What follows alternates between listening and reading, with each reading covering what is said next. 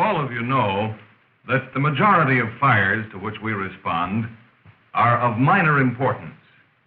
But none of us can foretell at what moment that big one is liable to occur.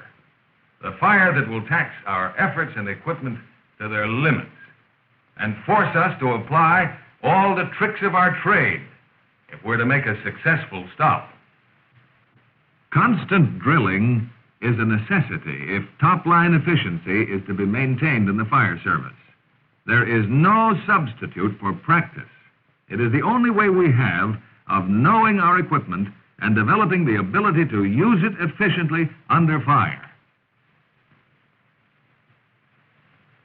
In routine company drilling, the detailed procedures normally associated with response are frequently overlooked. And this very oversight could easily result in an otherwise well-trained company looking like rank amateurs. Most of these procedures of which I speak are fundamental. The responsibility of seeing that they're carried out lies with any man in charge of a firefighting unit. Suppose we consider these details of response one by one.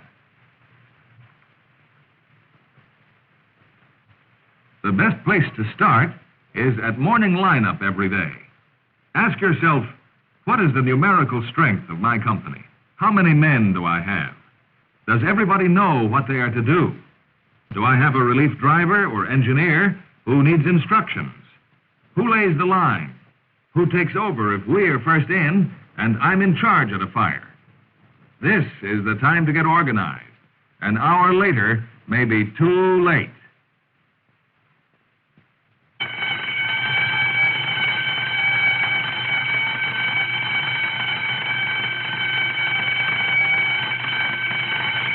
On receipt of a long ring, get to that phone in a hurry.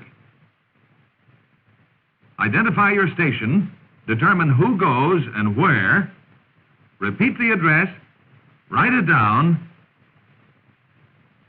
and take it with you. Other units must know where they are going.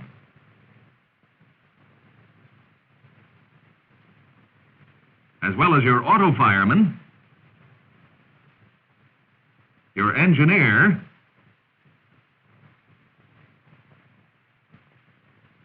and other members of your company.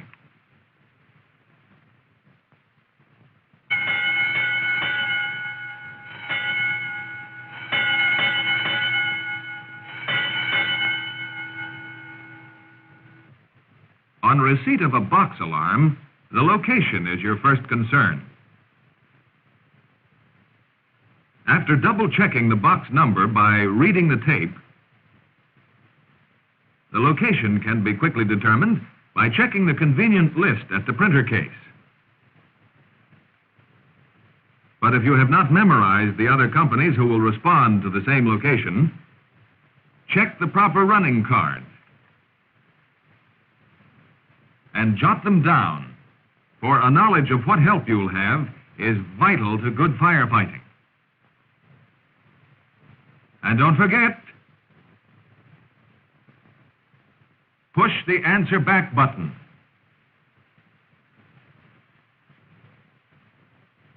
How else can the dispatcher know you've received the alarm and are on your way?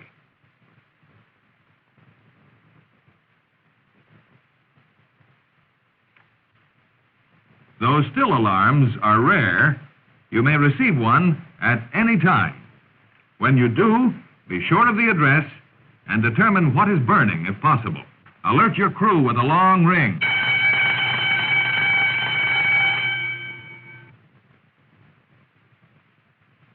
Then notify the fire dispatcher before leaving quarters.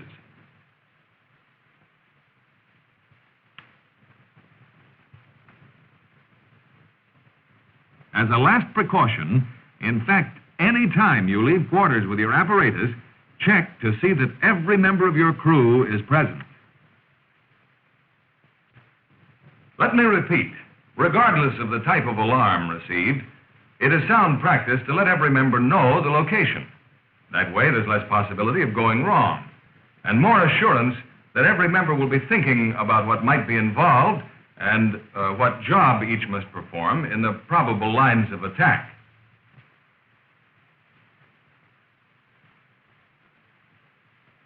After you get rolling, there are many things to be considered. If you are a two-piece company, is your pump following? Motor trouble may have prevented its leaving quarters, in which case you will be forced to operate alone unless proper radio notification is immediately given to the signal office.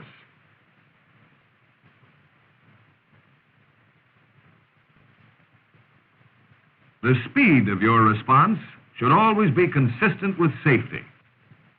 It must vary with traffic conditions, visibility, and weather. To rely on green lights is foolhardy. Cross intersections under control.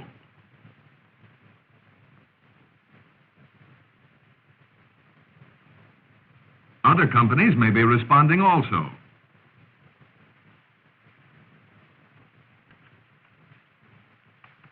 Anticipate their line of travel. And watch for other emergency vehicles. Their sirens may be synchronizing with your own. Speed and traffic conditions are not your only problems when responding to an emergency. Besides making sure you're taking the most direct route, are you positive that house-moving activities are not blocking your line of travel? Or that street repair work will not lead you into a dead end and costly delay?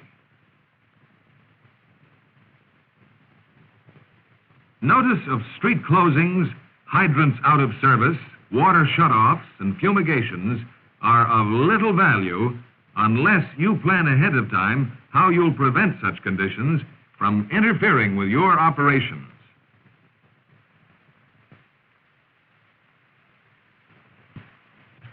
the procedures I've pointed out are not complete by any means. You'll think of others of importance.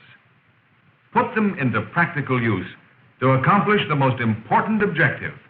Your apparatus is needed at the scene of emergency.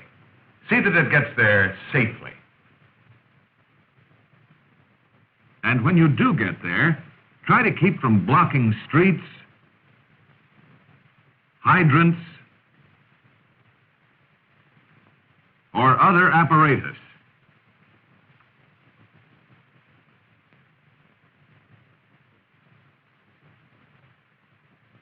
Hose lines across streets and over tracks are to be avoided whenever possible. If this is not practical, remember to clear the street as soon as it is possible to do so. While still traveling to the location given, start thinking about the possible nature of the emergency. Is it a fire? An explosion? Or a rescue operation?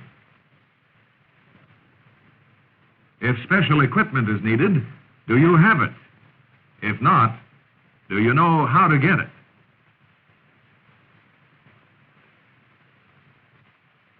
A thorough knowledge of your first-in district is essential. How else will you be able to estimate possible conditions at any given location in the area which you serve? Does the location consist mainly of single dwellings, multiple occupancies, mercantile, or industrial establishments? Is there a potential life hazard to be considered?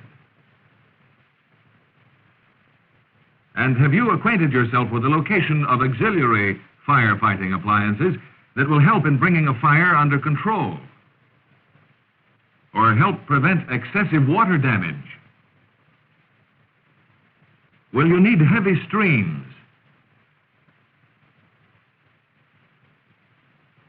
If so, what hydrants will support them?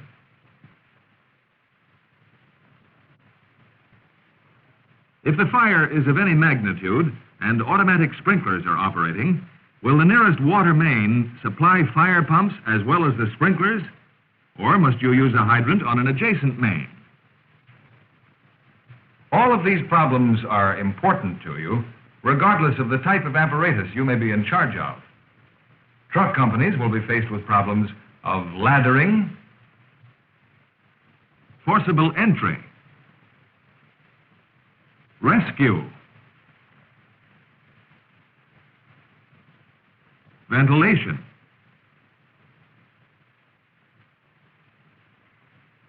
and the probability that your crew will be called upon to lay additional lines.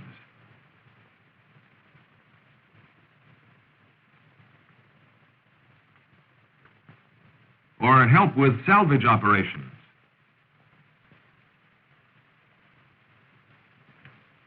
And, of course, the priority of operations of regular salvage companies must be governed by the property values to be protected. Do you know where these values are located in the occupancies in your district? In any event, I think you'll agree that no definite plan of action can be determined until you actually see what the emergency is. At any rate, a preliminary size-up upon arrival is important.